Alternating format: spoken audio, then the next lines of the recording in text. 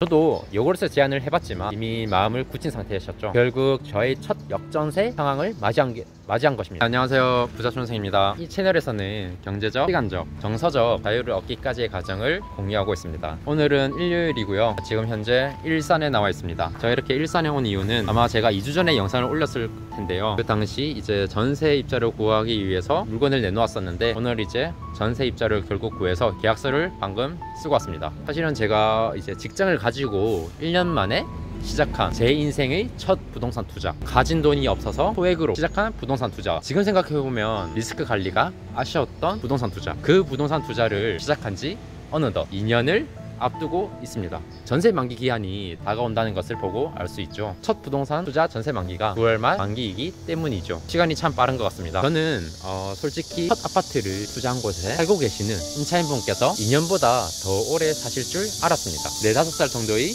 어린아이를 둔 신혼부부이셨기 때문이죠. 그래도 초등학교 들어가기 전까지는 사실 줄 알았습니다. 전세 맞추고 초반에는 잔잔한 수리 문제로 여러 통의 연락을 받았기도 했죠. 하지만 그 이후 딱히 연락이 없었습니다. 저는 부동산 시장이 어떻든 간에 매년 새해에는 임차인 선생님께 새해 인사를 진짜 감사해서입니다. 제가 소액으로 투자를 할 수 있었던 것은 결국 세입자 선생님께서 계셨기 때문이죠. 그렇지 않고서 오직 제 돈으로만 제 소유의 부동산을 가지는 것은 어려웠을 것이기 때문입니다. 그래서 진짜 감사함을 가지고 있고, 웬만한 문제들에 대해서는 부동산 시장이 좋든 안 좋든 어떻든 간에 다 맞춰주고 있습니다. 아직도 기억이 납니다. 출근길에 모르는 번호로 갑자기 연락이 왔죠. 임차인 부부의 남편분이셨습니다. 그 전까지는 아내분을 통해서만 연락을 주고받았었는데요. 남편분의 전화를 처음 받게 되었습니다. 통화를 받자마자 처음 하시는 말씀이 전세가가 많이 내려갔는데 알고 계시냐? 앞으로 어떻게 하실 건가? 라는 질문을 저에게 던지셨습니다. 물론 저도 당시 전세가가 많이 떨어진 것을 알고 있었습니다. 그러나 아침 일찍 출근길에 갑작스럽게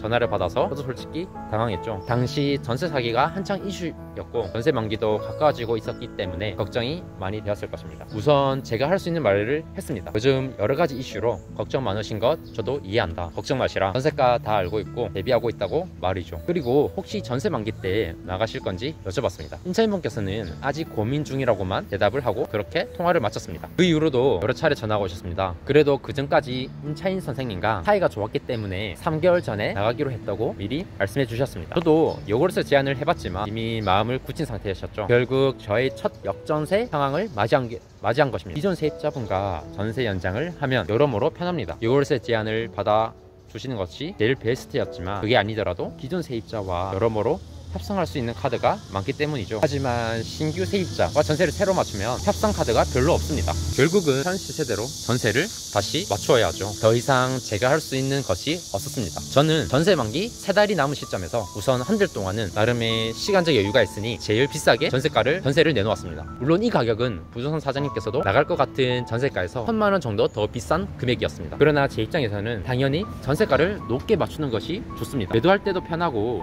더욱이 저에게는 올해 하반기 2개의 부동산의 전세 만기가 돌아오기 때문에 지금 최대한 전세가를 높게 맞추는 것이 맞죠. 그렇게 최고가로 전세가를 내놓고 2주 뒤 부동산 사장님께서 연락이 왔습니다. 바로 지난주에 신혼부부께서 집을 보고 가셨다는 것이죠. 그리고 당일 아침에 전세 대출이 나오는 것을 보고 바로 계약을 하고 싶다고 전해온 것입니다. 다만 문제가 있었습니다. 제가 내놓은 가격보다 1000만 원 깎아달라는 것이었습니다. 사실 그분들 입장은 이해됩니다. 지금 전세 나온 물건은 솔직히 저보다 3000만 원이 싼 물건이 한 개 있고 저보다 1000만 원이 싼 물건이 2개나 있었기 때문이죠. 사실 제 부동산은 2년 전 올수리를 했었기 때문에 제일 끝했고 그래서 아마 제 집을 제일 마음에 들어 했었던 것 같아요. 아직 전세 만기까지 꽤 시간이 남았지만 계획한 전세가보다 1000만 원을 낮춰서 계획할지 아니면 조금 더 기다려볼지 고민을 했습니다. 처음에는 전세 보증을 제가 대신 들어준다는 대가로 제가 애초에 내놓은 전세가를 제안해봤지만 소용이 없었습니다. 결국 저는 일단 당장 안전한 전세 세팅을 하기로 선택을 했습니다. 앞서 말했듯 저는 하반기에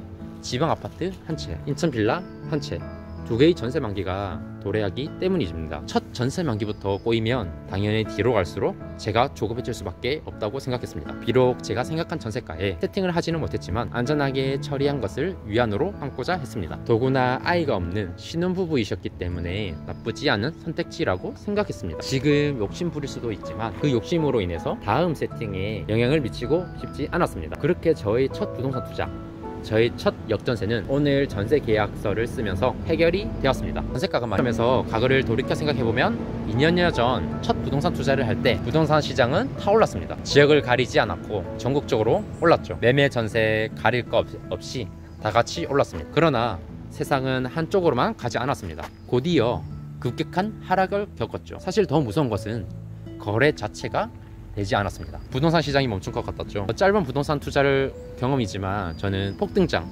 폭락장 둘 다 경험을 했습니다. 하지만 이 역시 세상은 한쪽으로만 가지 않는다고 생각합니다. 다시 매매가, 전세가 회복하고 있는 곳들이 많습니다. 그리고 이는 다시 퍼질 것입니다. 심지어 제가 오늘 계약한 아파트에서도 최근 계약된 거래보다 2천만 원이 오른 금액으로 계약이 됐다고 부동산 사장님께 들을 수 있었습니다. 앞으로의 부동산 시장은 투자자인 제 입장에서는 버텨야 할 이유가 많습니다. 저는 저 자신이 성공하리라 믿습니다. 하지만 그러기 위해서는 일단 살아남아야 합니다. 힘든 상황에서도 저의 목표 방향을 잃지 말아야 하죠. 버텨야 합니다. 무너져서는 안 됩니다. 비록 올 하반기에 2개의 전세 만기가 들어오지만 저는 잘 해결할 것이고 살아남을 것입니다. 모두 힘내십시오. 그럼 오늘 영상은 여기까지고요. 오늘 조금 영상에 소음이 많았다면 좀 양해 부탁드리겠습니다. 옆에 오늘 같이 온 아내도 같이 왔어요. 아내한테 조금 혼나긴 했죠 오늘. 아무튼 한 개는 제가 오늘 책임감을 가지고 제가 세입자 선생님께 해를 끼치지 않고 다 해결했습니다. 나머지 2개도 잘 해결해 보도록 하겠습니다. 살아남읍시다.